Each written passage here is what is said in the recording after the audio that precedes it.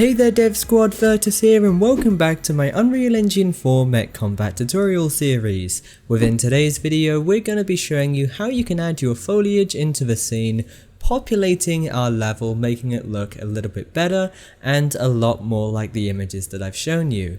In addition to this, we're also going to be adding in the walls of the player base so that we know exactly where it is in our scene and we can get a sense of scale as we're developing the game going forwards.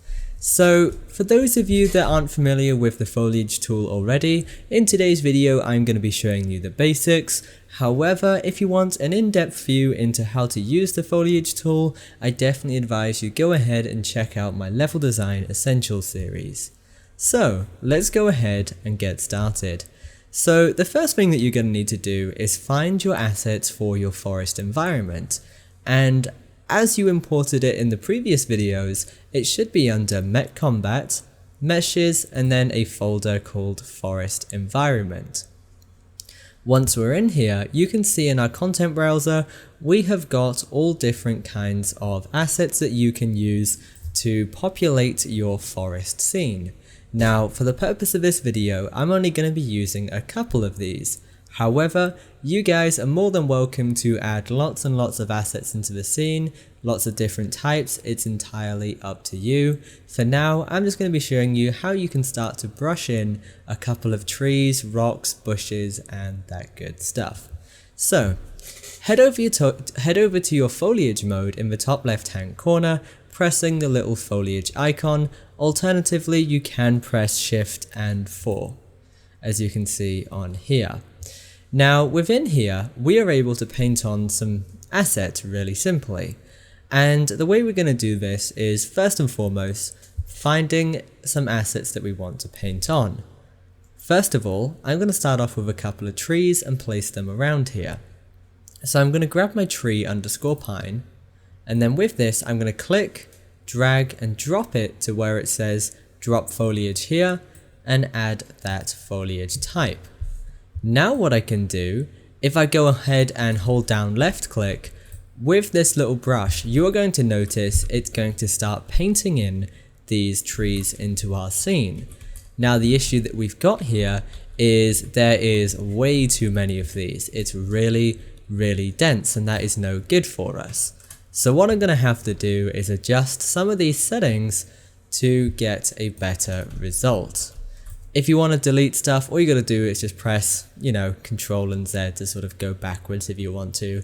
It's a design software package just like any other. So add some trees, turn your paint density all the way down. Let's try 0.1, and that's still too dense. So what we're going to be doing is setting this to something like 0.005 instead, and all we're trying to do is just gauge the right density that we're after. That is still too high, so all I'm going to do is just add another 0 in there until we get the density that I'm after, and this is about where I like it. So you can see here now I can really quickly start to paint in some trees.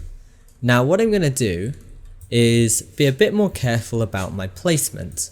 So what I'm going to do is quickly just select all of these by taking my lasso select and turning my brush tool up. I'm going to select all of these and just delete them.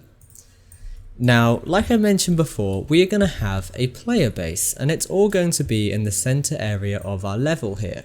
So I'm going to avoid putting any foliage in that center area, and then we can drop our player base in later on and tidy it up as we go on. So what I'm going to do with this nice big brush here, all I'm going to do is start painting in those trees very loosely. Be careful not to get any on your mountains, be very precise about your placement and just put a couple of trees in there. You don't want to put too many in as it can hurt your performance. In addition to this, you're also going to want to have a bit of variety in your trees. So what you might want to do is have different types. So you can see I've got some tall trees, I've got some trees which are a bit wider, and then I've also got some pines and evergreens and stuff. So you can just add those as you go along.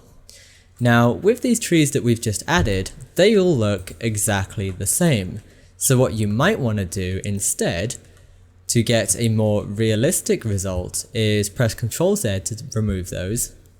And then if you scroll down to the bottom here, you can have your scale X and Y. Sorry, you can have your scale X, which is, you know, your overall scaling if it's set to uniform. And with this, you can set a minimum and maximum, so you can make them vary in height. So what I could do is have the height vary from 1.5 to 2.5. And then, as I paint them on, what you're going to notice now, they are all starting to be different sizes, and it's harder to tell that you're actually using the same model for those. So have a little play around with that. A realistic range might be something like 1.5 to 4. And as I paint these in, you can really start to see those differences in there, and it's looking a lot more realistic because you're not just using the same asset over and over again.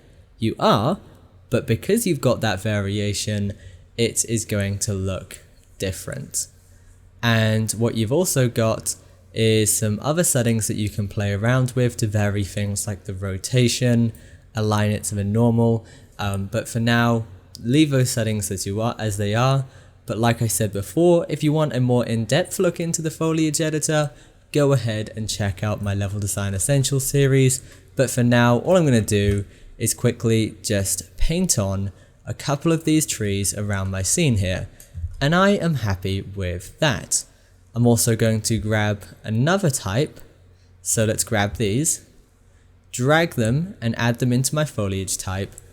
And this time I don't want to paint the other trees, so I'm going to unselect those and make sure the new type is selected.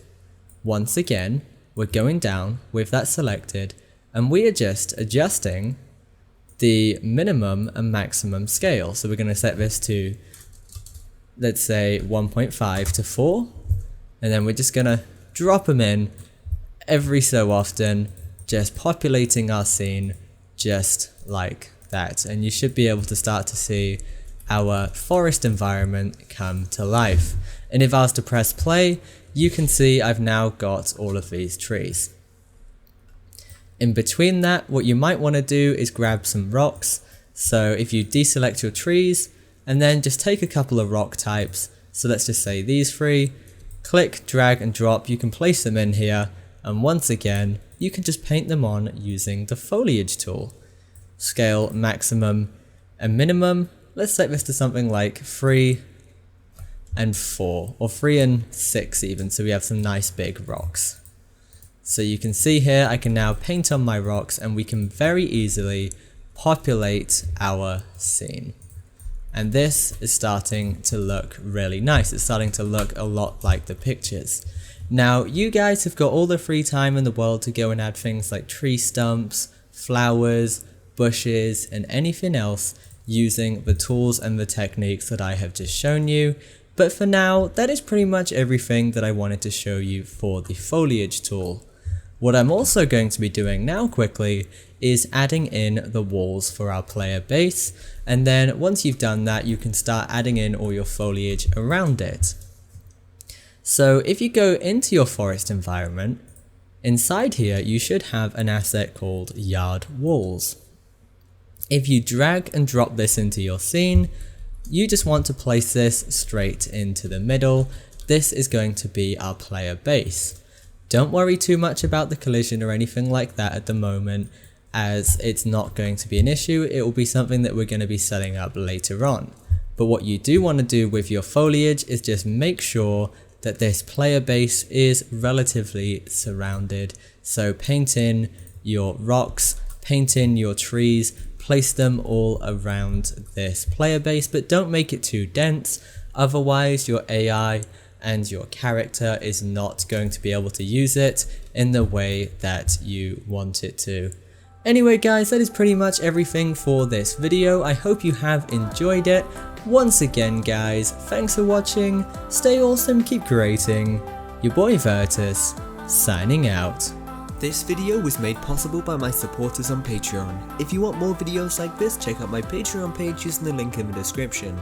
To stay up to date on new releases, make sure you follow us on social media.